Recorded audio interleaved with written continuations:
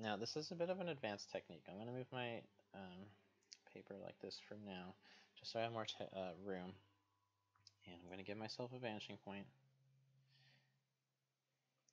And then of course we're going to come in with my ruler. And I'm going to give myself some lines. Let me keep this within the page here. So what I'm going to do right now is I'm going to create myself a building.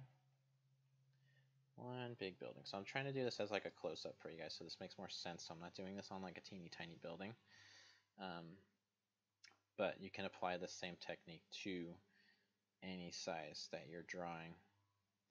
Just be warned, it does involve a lot of lines. It is an advanced technique, and I'm only saying that because even I had to practice this like several times before I decided that I was going to show you guys this, because it's very confusing. It involves a lot of lines, but that being said, we can still use it and learn it. But I will say I definitely prefer the cheating method, if I'm being honest. But anyways. Alright, so here is my big red building. Okay. Now, for the sake of demonstration, and I'm going to keep my vanishing point there, we're going to say that the windows are going completely wall to wall on this building. Okay. This building is going straight up to the vanishing point, which is why we don't see the other sides of the wall. And we're just going to focus on just this one flat face wall for now. So I'm going to try to use a bunch of different colors here so this makes sense.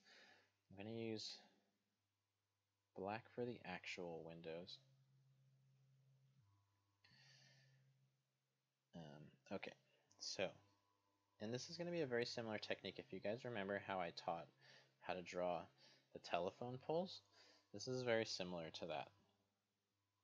Okay, so what you need to decide is how wide you want that first level of the window to be, right? So I'm going to say I want the window to be, that's just good enough for me. I think that's a pretty dang wide window. So that would be like the size of one story, right? So maybe we're pretty close to this building. Now,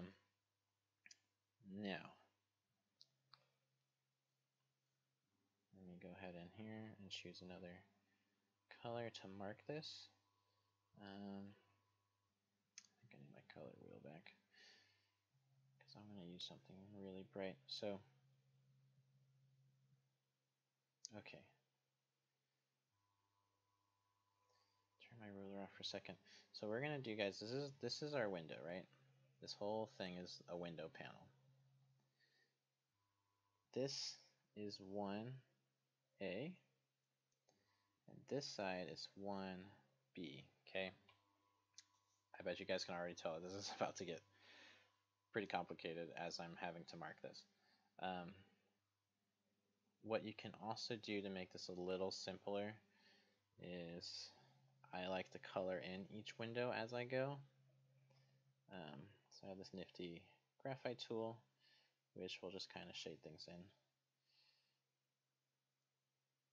Okay, and just nice and quick so you guys can know.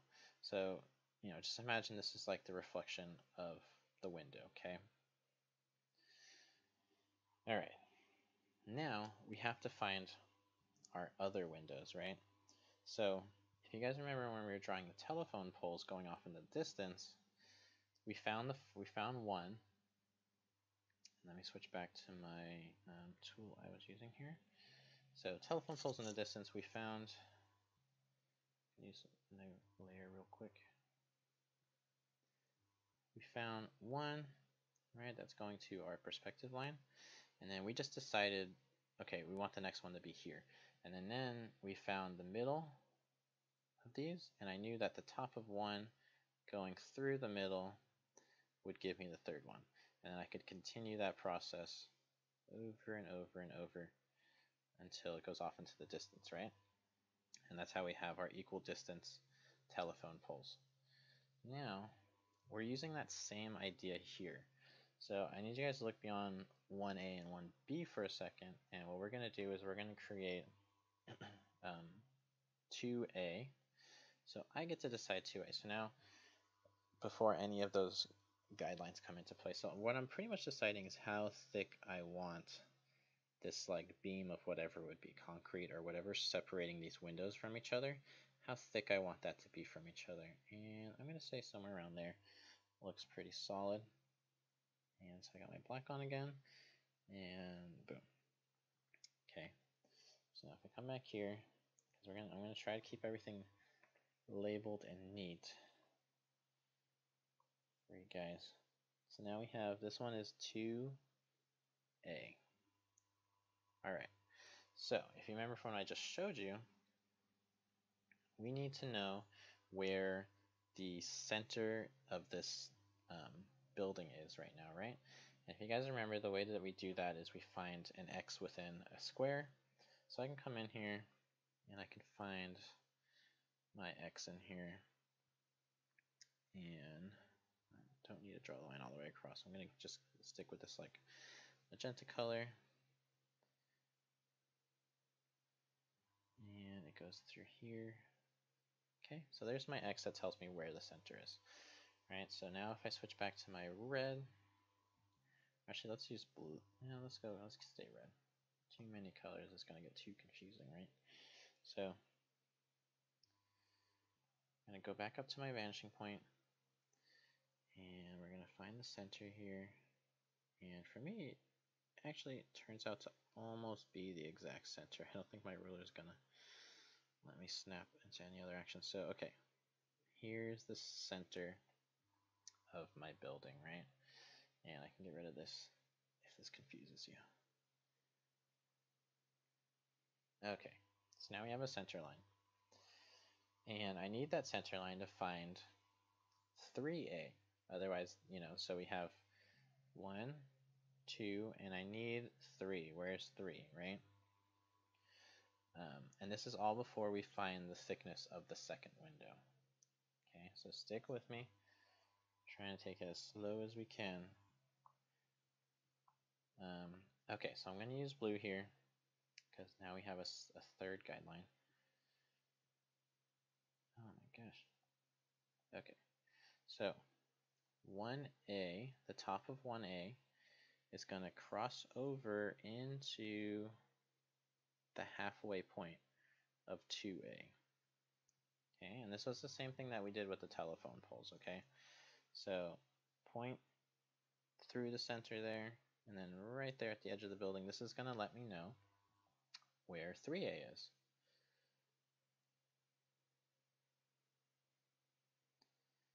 Okay, so I just need to change my color back to black.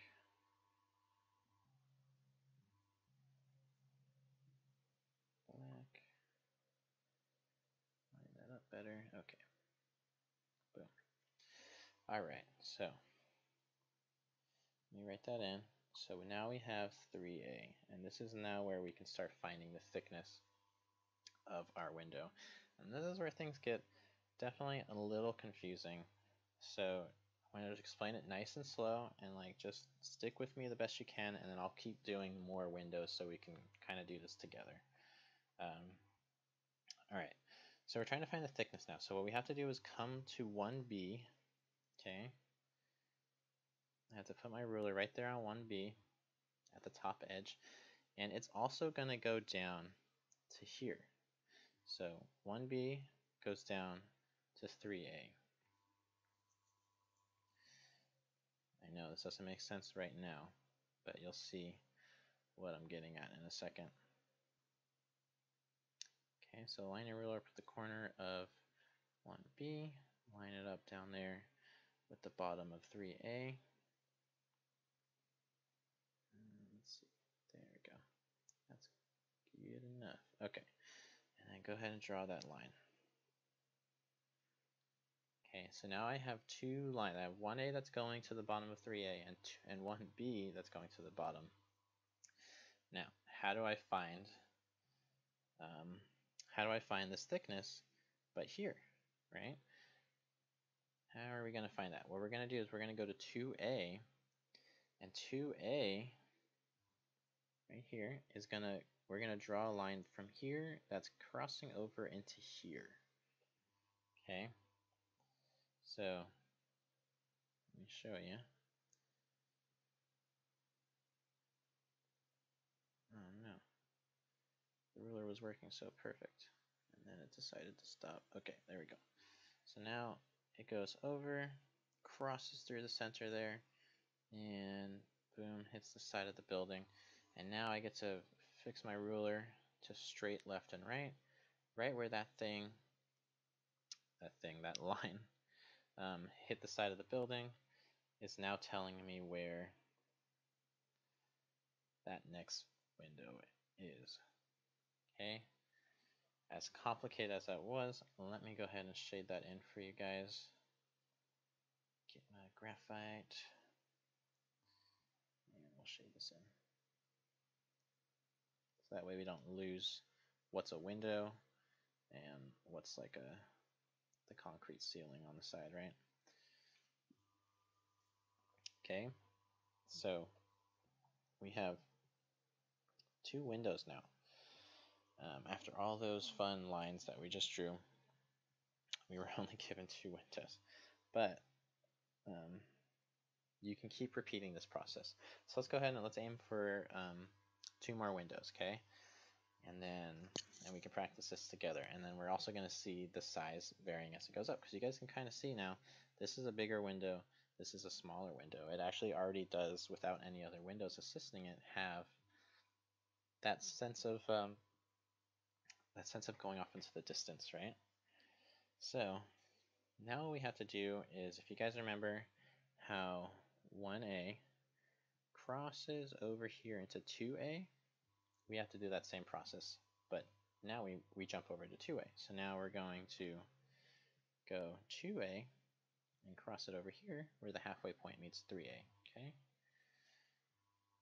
And this is just how it goes every time, where you're going to just, whatever you just did for 1A, you do it the same for 2A, and then, you know, so on and so forth. Then you do the same for 3A and 4A, and however high your building goes.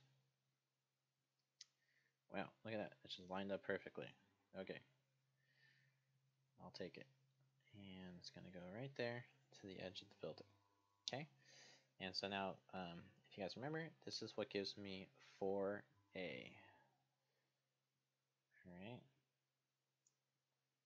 Come on, man. There you go. Alright. I'll switch to my magenta color here so I can write that in. 4A. And if you guys haven't figured that out too, right here below 3A, which is this one is 2B. I'll write it over here so it doesn't get too confusing. Okay, so just to show you guys that we have 1A and 1B, and then we also have 2A and 2B. And now we have 3A and 4A, but we don't have a 3B, so that's what we're aiming for. So how do we find that again, right? This is the complicated part, but we got this, we can do it. So I have to come over to 2B, but 2B up here, okay? And then remember, 2B is going to copy 2A. It wants to do what 2A is doing. 2A is in first place, and 2B wants to also be in first place, right? So you're going to line up 2B to the bottom of 4A, and you're just going to go straight down through there. And now 3A does the work. So we're gonna take 3A right there, and we're gonna connect it right here, and it's gonna give us a point somewhere right over here, which is gonna tell us where the top of that window is. Okay. So let's do that. Okay. Come on, move that up just there we go. Alright, so through, boom, to there, and straight left and right. Go back to my window color, and over we go, connect it to that line, and there we go. We just created 3B, right? Let's go ahead and do the other one, and then I'll shade them both in so you guys can see, but I just want to keep this going while we're on a roll here. So hopefully you guys are kind of figuring this out, and you kind of see the pattern now. I know it gets confusing. This is definitely one of those situations where I would say use either a very, very, very light hand with your pencil because you're going to erase all this stuff, except for the windows, obviously, or use a different colored pencil or whatever it is. And like let yourself practice this before you commit to doing it on an actual project, because it's confusing. Like I definitely went through this a couple times trying to figure it out. All right, so what I'm going to do now is I'm going to take 3A, and 3A is going to cross through the center of 4A, right? So let me circle out for you guys. 3A is going to cross right here through the center of 4A, just like we did with all the ones previous, okay?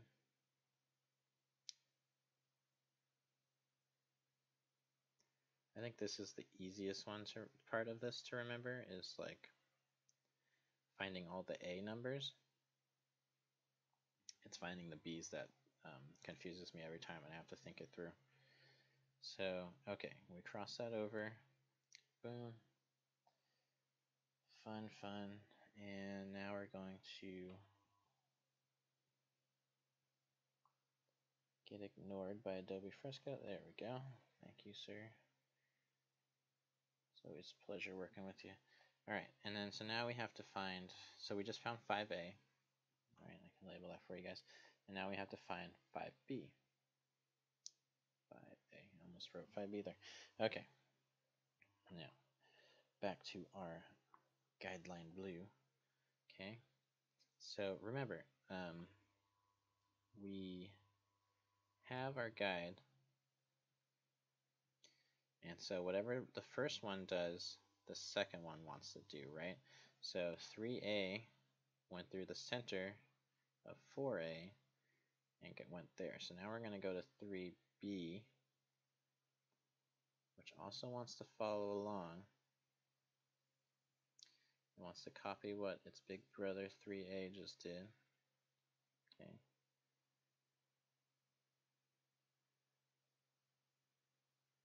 And then you're going to go from there.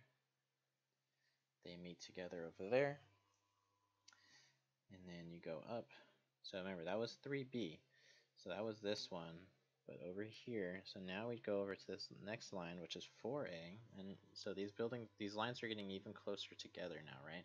Which is the point. That's how we're showing the distance is going off and away from us. But now, so we go to that next line now, and now we're going to converge it with that center line. So now 4A decides to play along here, but my ruler doesn't. There we go. Okay, I will take it. And you guys can, if you guys can see, like before I even draw this, like look at this. This is basically going to converge right where the other lines meet. Like pretty much. Like I can kind of fake it a little bit. Like I can say, okay, I guess the black line can be there, but this is what's going to happen as these things go off into the distance, is that eventually this line is going to disappear